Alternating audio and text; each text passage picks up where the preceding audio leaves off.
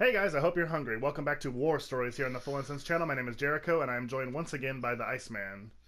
Hello. So, for today's War Story, we are going to do our Wrestling Superlatives, or WWE Superlatives for the year of 2016, where this is all WWE only. We're not going to hear us talking about Ring of Honor or TNA or New Japan or anything like that. This is all just WWE, because that's all we really watch. It's not fair to compare...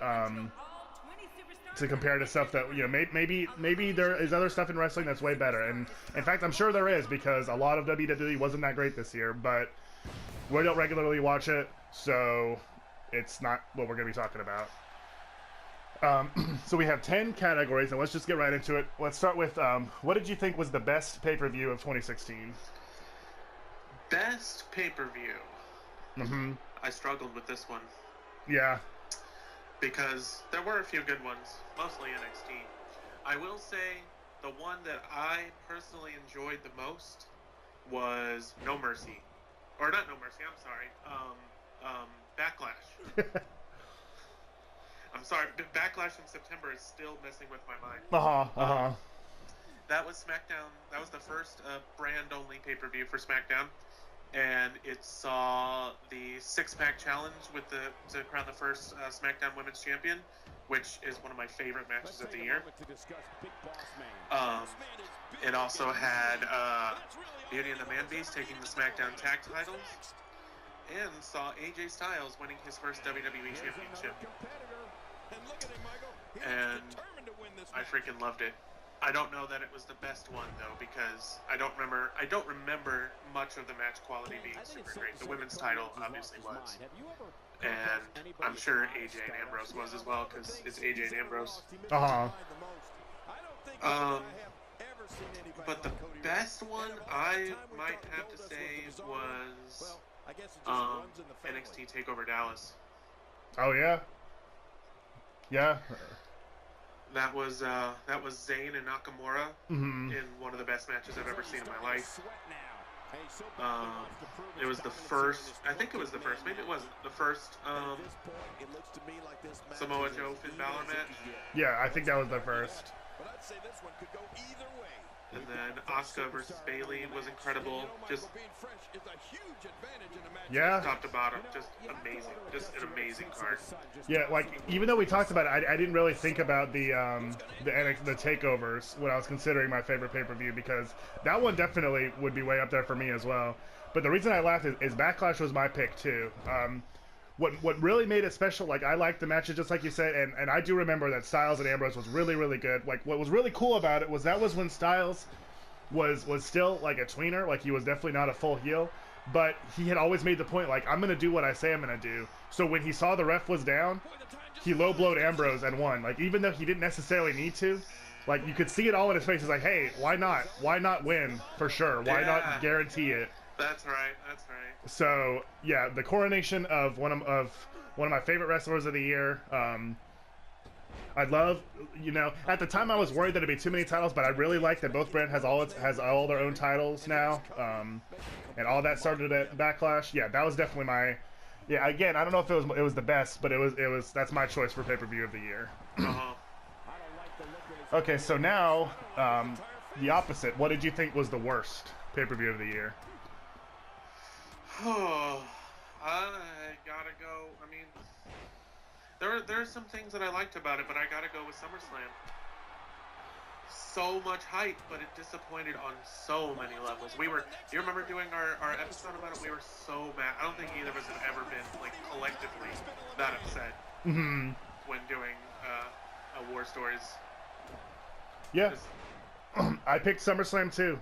It was so, like just so many stupid decisions. Like the club, like there were DQ finishes. The club won via DQ because Big E came back and attacked them, even though they already had Jon Stewart, so it was 4-on-2. That's right, yes. Randy Orton getting killed by Lesnar was at that pay-per-view, like for no reason. Enzo and Cass losing to Jericho and Owens, and of course Jericho and Owens ended up being a really big deal. It makes sense now, but at the time, like what the hell? You're one over-face team besides the New Day.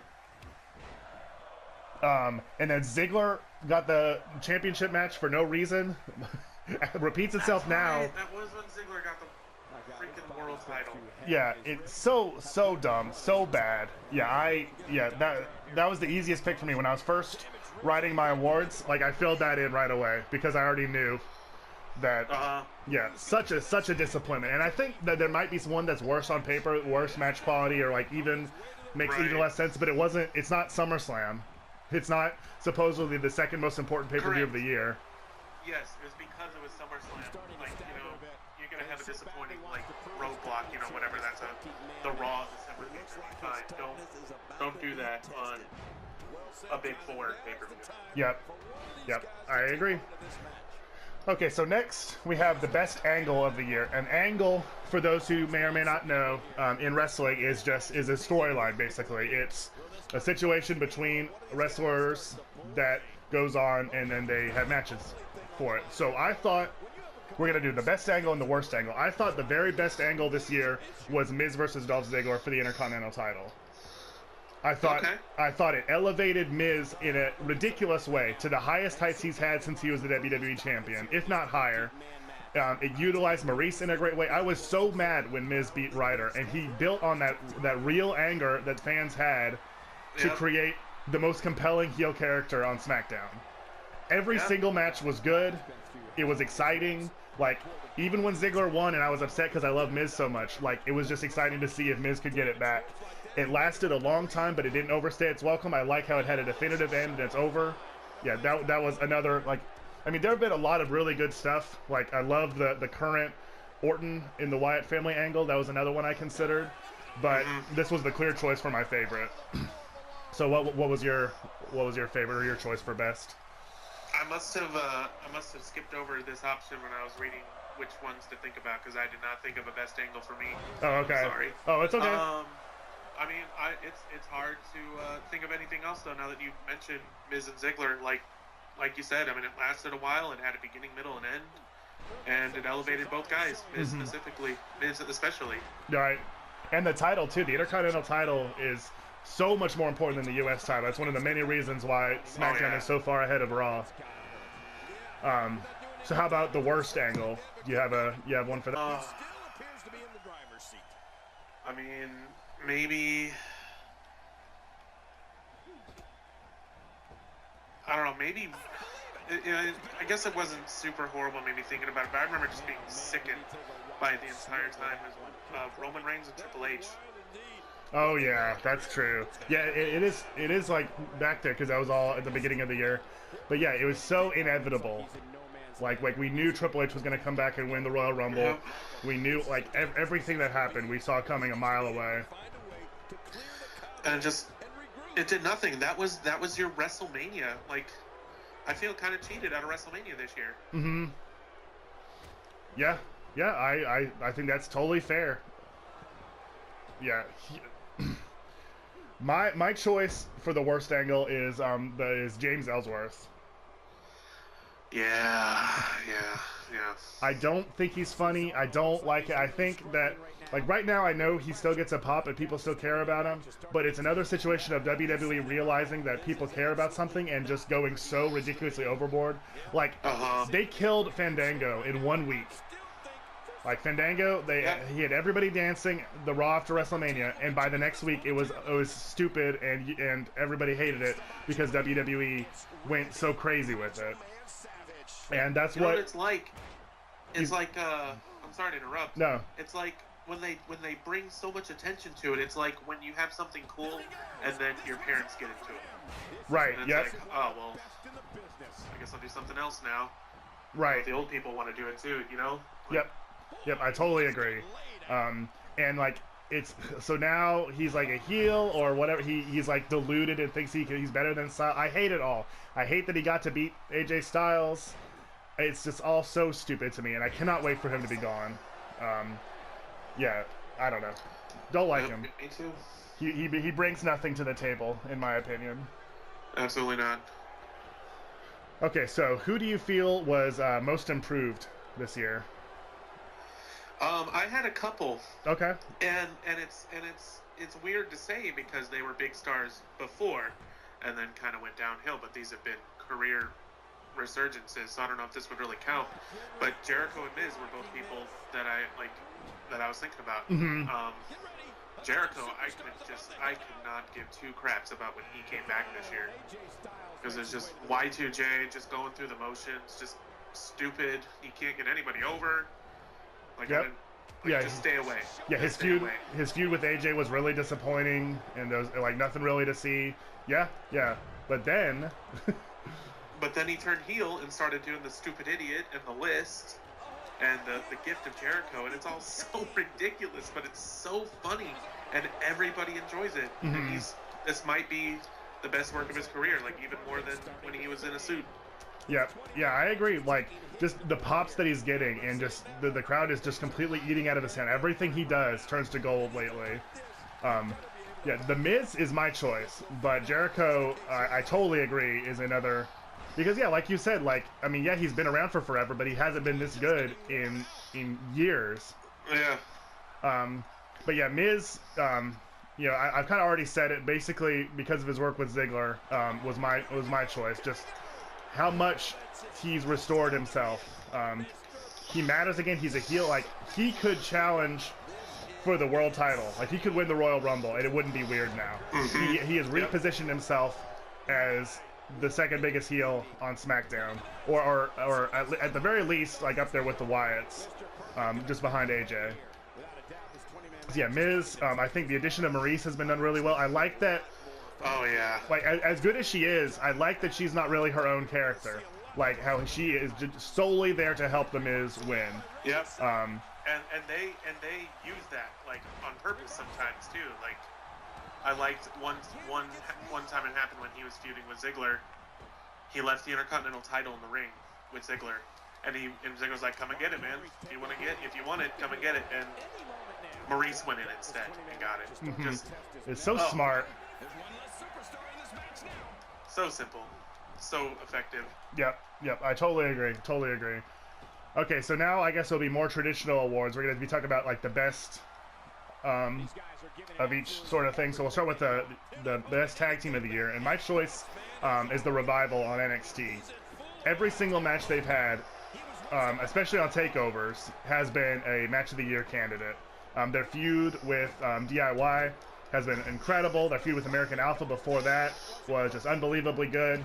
They're so clean and so precise. They're dedicated to their characters. Their wrestling style shows through or their character shows through in their wrestling style, I should say. They're like, I love how they're a team. They don't ever have discord between them or whatever. They are there to be a team. I love, like, they started as a team. Like, that's what the current WWE tag team scene lacks, is every team is either a joke or two singles guys thrown together. But the Revival are there because they want to be tag team champions together. As much as I love DIY, I'm still sad to see the Revival lose, because the Revival are just that damn good. Yep. So who did you have? I mean, it's tough to argue with that. I still think New Day needs to be talked about, though, in this conversation. Yeah. I mean, they were still super over and not, like, stale through August, I would say. Yeah, that's true. Of being on the main roster, the top team. And it was a little contrived and it was getting old, but they're still the longest reigning tag team of all time. Right, yeah. So, yeah, not my favorites. I hate them, but I would go with them myself. Like, if you're talking about the team of the year of 2016, if one team had the tag titles for, 350 some odd days of the year. Yeah, definitely hard to argue. I'll give you that. And honestly, I didn't even think about them, but that's the one thing about, like, award shows or whatever. Like, it's hard to remember how you felt about things towards the beginning of the year, because I was a lot more, I don't know, happier on them or high on them or whatever towards the beginning of the year, before they became so stale and overdone. Just like the Fandango Ellsworth principle, where they still have a lot to offer, but WWE just kind of ruined it and went way too far with it. But yeah, they still are a good team. And I am sort of excited to see what will happen with them now. I don't know if it'll be, if there'll be some sort of, like, split. I would say they'll at least tease a split, Yeah, I'm interested to see what the future's going to hold for them. Yeah. I didn't even think of that, what they're going to do now that they lost the titles. They're just gonna win them back on Raw. Yeah, probably. No, and then break their own record. Right. 500 days. 4 more years. 4 more years. God. No, it hurts. So the next category I had is such a no contest. I don't even really think we need to go into it. It's brand of the year. I don't think anyone can argue that Raw was better than SmackDown this year. SmackDown is the superior brand in every single way. Every division they have is better. Every episode is better. Like to me, it's easy. I don't know. SmackDown has not had a bad show, in my opinion. There have been some that are way better than others, but there's not been one where I'm like, God, that was so bad. Whereas almost every episode of Raw has been that way. Yep, I agree. And like, I mean, I guess again we need to think about like the beginning of the year or whatever, because SmackDown wasn't good before the brand split. You know, yeah, but that wouldn't really be in this category then, because yeah, that's true. It was just the second show. Yeah, that's true. That's true. It was just Raw Light then. So yeah, you're absolutely right. So yeah, SmackDown is the easy choice for brand of the year. So how about match of the year? Another tough one. Yes, it really is. I'm gonna go with. I think it was from this show, but I cannot remember. Tommaso Ciampa and Johnny Gargano versus the Revival for the NXT Tag Titles. I want to say it was at TakeOver Brooklyn 2. Was it the 2 out of 3 falls one or their first one? The first one where it was like, I don't remember now. There was one where it was like, there were so many times when I thought DIY thought I thought they had it and they didn't. It was like every single time, and then we thought at the end, remember we were scared they were gonna break up. Oh yeah. Yeah, that was not the 2 out of 3 falls one. I think you're right that it was Brooklyn too. Okay. Yeah, that was so just good. The most incredible thing I've ever seen. Like I don't think I've been like that invested in a match while watching it, and just they had me at every single near fall. And they're all so good too. Like, what an amazing feud. Like, we probably should have thought about like feud of the year instead of angle of the year, or in addition to, because their feud, every single match could be talked about in this conversation. Like we mentioned, the 2 out of 3 falls match. Like, that's a lot of people's choice for match of the year. Like even WWE.com has it on their, like on the network. I mean, it has like a match of the year candidates, and it's on there. Like everybody respects the hell out of them for this amazing feud, and that's a great choice. So even though it was at the worst pay-per-view of the year, my choice is Styles versus Cena from SummerSlam, because it had great back and forth action and a real, like, a surprise done well. We did not think that AJ Styles was going to win cleanly, and he did. Yeah, he just beat Cena. He was just the better man, and that is a passing of the torch moment, because Cena hasn't been back full-time since. Like, no. Styles is the guy now, and like the WWE is surviving without Cena, and that match is what started that trend.